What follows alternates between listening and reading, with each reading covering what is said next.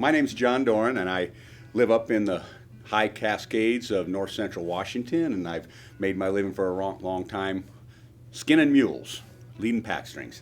Well, I learned the hard way, and I had a fateful day. Was packing a 45 Colt, and I was leading a string of mules out, and I can be really smart sometimes, so I had the holster there, but I'd only had 4 bullets in the cylinder because I knew that accidents can happen. Well, Big Jack was my lead mule, and on a mule you've got the jerk chain that comes down on the halter. Well, we were going through a meadow of nice high mountain grass, and he was hungry, and I was pushing fast, and so I wasn't letting him eat. And as we come out of the grass and we're starting to switch back up along the rock slide, he decides he's mad at me. So he comes up to my side and he starts hitting my hip, trying to break free so he can go and eat. Well, I didn't know that this buckaroo holster I was wearing with just a leather strap over the hammer was elastic. And when he started hitting me, it was like a gunfighter fanning his 45. And on the 3rd time he did it, there was this loud sound, and I thought lightning struck my leg. Well, the gun had gone off, and the bullet went through the back of my leg, through my calcaneus, up into my toes, and I thought I was going to die. There was blood spraying all over the white sand on there. I spurred him up to the top of the hill, jumped off, got down, lay down, and I thought I was going to die. My name's Rodney Nelson. I like to say I'm from Sims, North Dakota. It's a ghost town in North Dakota near Elmont, which actually has 80 people, so that's my mailing address.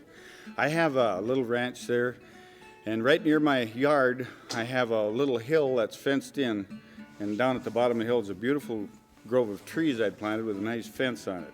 And I keep about 20 heifers up there in the spring when I'm calving, and so it's easy to feed those heifers. It takes 1 bale of hay to feed those, a round bale.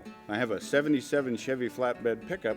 I would just set the bale on there and set it so that it unrolls like a roll of toilet paper coming off that hill. If you put it on right, it'll do that. So the standard procedure is to stop at the gate, get out, cut all the twines on that bale, and then drive up that hill. And when I get to the top, I'd back it up and hit the brakes, and that bale would roll off. So I did that, or started to. I went up halfway up that hill, and I thought, oh goodness, I forgot to cut the doggone twines. And I hated that, because if the bale fell off, it would roll down the hill and just wipe out my fence and wreck it. So I hated that to happen. I kept watching, I thought, maybe I'll make the top. And just about got there to the top, and the bale rolled off, and there it goes. So I stomped on the parking brake and ran after that bale as fast as I could go.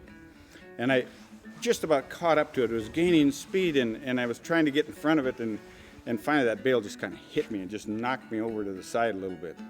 And then I heard this horrible whirring sound.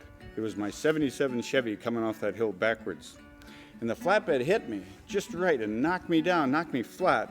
And my right leg was broken about 10 years ago, and I really kind of worried about it. But there I was down on the ground. That pickup ran right over my broken leg. It must have been pretty flat, and then there's only an instant, just a millisecond till the front end gets there, but I'm thinking, boy, that's really going to hurt.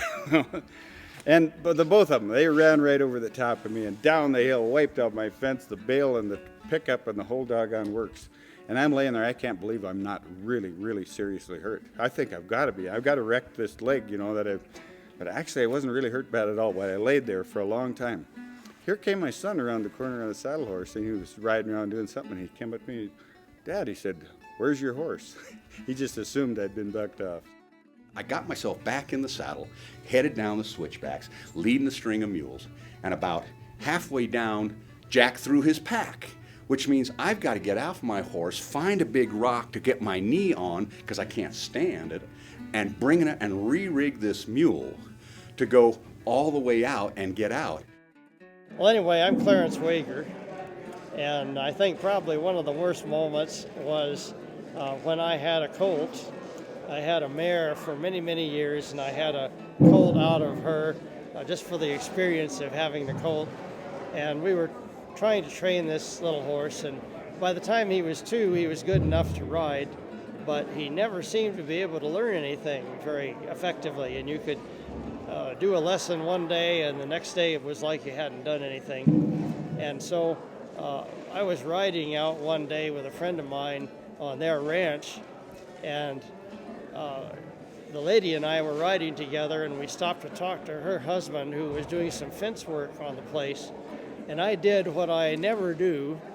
I happened to be wearing spurs that day, which is not unusual, but the unusual part was that I took my right leg and I kicked it over the saddle horn, and I hit the horse on the offside of his neck with the spur, and away we went up the hill, and he was bad to run away anyway.